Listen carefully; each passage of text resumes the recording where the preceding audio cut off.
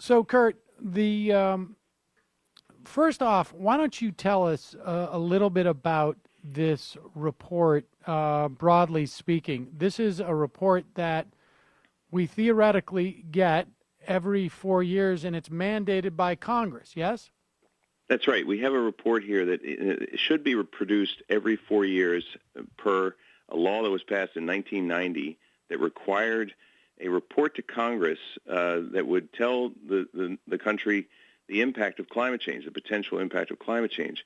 You know, this law was intended to just inform the country before any policy decisions had been started, really, if you think about it, of the threat. And it's 27 years ago this law was passed. We've had exactly 3 of these reports published, one under Clinton, one under Bush, and one under Obama, and this is the 4th. So the report is an ongoing process. It's basically a literature review of the latest science, and it's an assembly of how climate scientists are viewing different issues like water, drought, extreme weather, and how they would materially impact the United States. So this report was moving along clearly under the Obama administration, was in process, and has gotten to a point where it's in a draft state. And basically these scientists are just obeying the law. Well, now, have we had an instance where a report has been prepared and not published?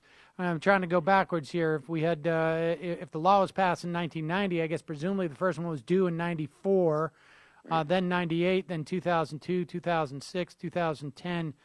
I mean, we seem to be a little bit off. Why so slow? Yeah. Well, part of the reason is how much attack there has been on science, on climate science by the fossil fuel industry, and that has clearly slowed down overall the science process. They know that science is the engine that drives the policy train. They know that the urgency is driven by scientific facts coming into play. We know now that Exxon and the electric utilities and everybody else knew about the threat of climate change decades ago in the 70s and 80s, and they had their own internal reports that actually predicted what's happening today. But this report has been slowed down deliberately by different actors, including at the beginning of the Bush administration. It's almost deja vu here, where a report was in process that was in draft form when the election happened in 2000. Bush comes in, that report keeps muddling along, and eventually there was a lawsuit by the Competitive Enterprise Institute while they were being funded by Exxon, by the way, to stop the distribution of a similar report based on a sort of silly claim that the report hadn't undergone a data scrub. So, they intended to block that because they knew that a report coming out on the threat during the Bush administration would actually inspire people to do something. So this is where we are again, and many people have commented that this report will be a real tell of how backwards the Trump administration is going to be on climate change if they put it in the shredder. It'll send a signal to scientists and send a signal to the world that the Trump administration is closing its eyes to the threat. They won't get away with that, I don't believe, because the evidence is so clear, and this report is a really flat assessment, really. If you look at it, it's like just facts. Here's what's going on. Here's how it affects countries in the states in the Southwest with drought. Here's how it affects listen, states I want to to get to what's actually in the report, because good. it seems to be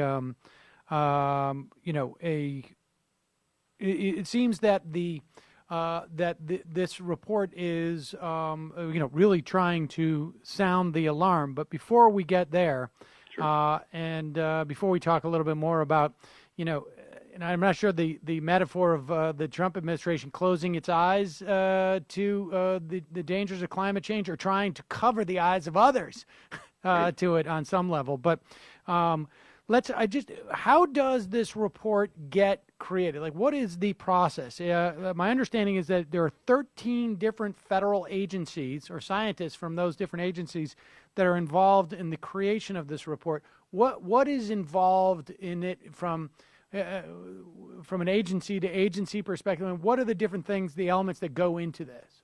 It's very complex and, a very bureaucratic process, frankly, where all these different agencies that have some aspect of interest in global climate change research that are hubbed under the U.S. Global Change Research Program, USGCRP, have been for many, many decades doing research on these kind of things, and they pull in people from, yes, EPA, but also NOAA, NASA, the Army Corps, every different agency that deals with water and land in the United States. It's a really impressive slate of reviewers and authors, and they do it as you would any joint report, like the international version of this, the IPCC, and you're reviewing what's known, and you're reviewing the latest literature, and you're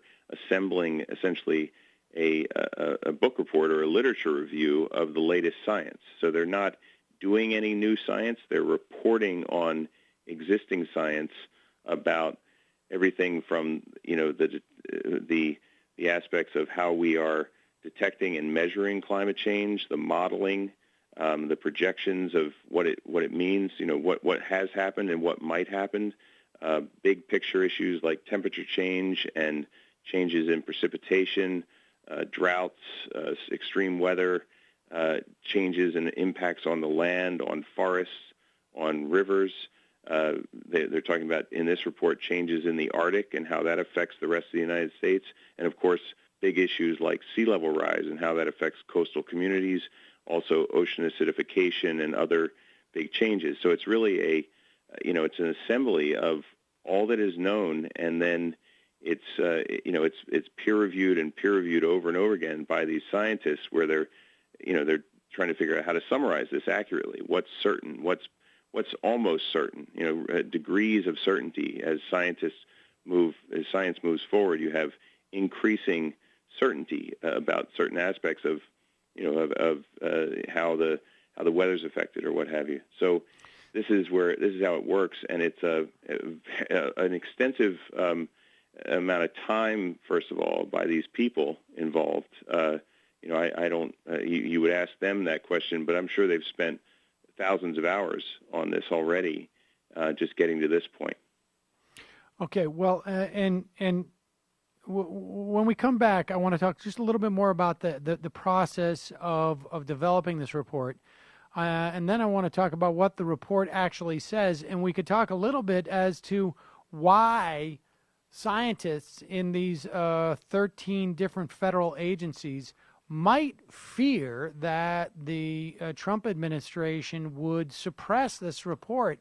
And it's basically whatever the reasons why they felt that are why we're talking about the report today before it's even been released. We got to take a quick break. I'm Sam Seder. This is Ring of Fire Radio.